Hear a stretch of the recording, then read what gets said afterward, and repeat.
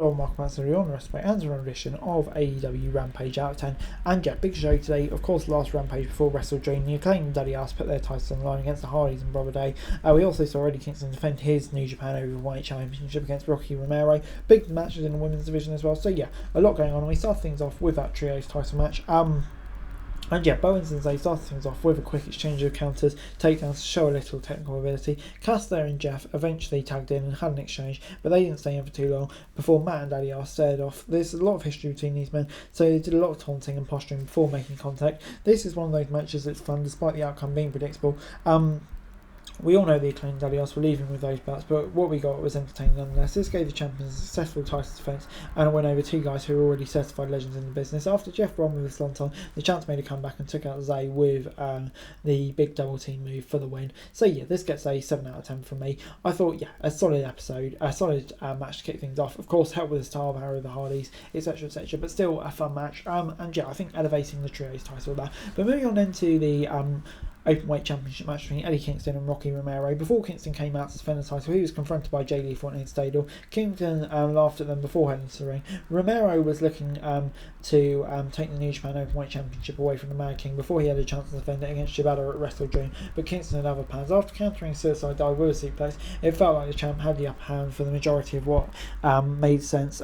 Romero is still looking a threat, but this was designed to give Kingston a well-earned victory before heading into the weekend. Much like the trios match, Shibata was never in question for a single second. The match was still solid from bell to bell, but if you expect Romero to win the belt, we have some swamp land in Florida to tell you. The Mad King picked up the win, making Romero tap out. It's hard hitting physical match that was absolutely worth watching. So yeah, 7 out of 10 from me. I think yeah, interesting feud with Lethal coming out as well, and Romero as well, I think could really innovate that. So yeah, on the whole, get 7 out of 10 from me. Good stuff.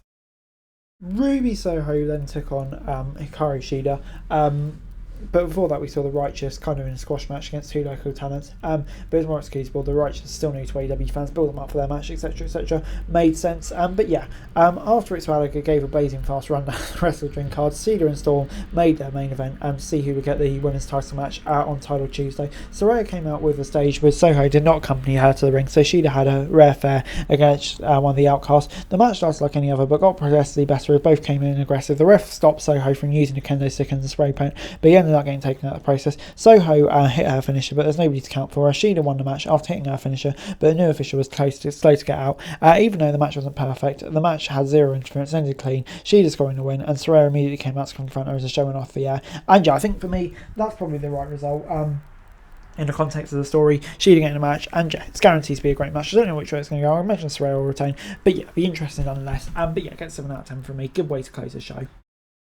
Overall, AEW Rampage this week gets a 7 out of 10 from me. I thought, yeah, solid episode of Rampage this week. Really enjoyable stuff. I think, yeah, 2 title matches, a big women's match to close the show, obviously with consequences for a big Dynamite down the line. I thought, yeah, it's quite a well worth episode of Dynamite of Rampage show this week, which we don't often get. So yeah, that was good stuff. But anyway, guys, that's it for you. Thanks so much for watching. Like, subscribe, next what's going to be AEW Wrestling News, and subscribe to the channel is going to be greatly appreciated. Thanks so much for watching. Peace out.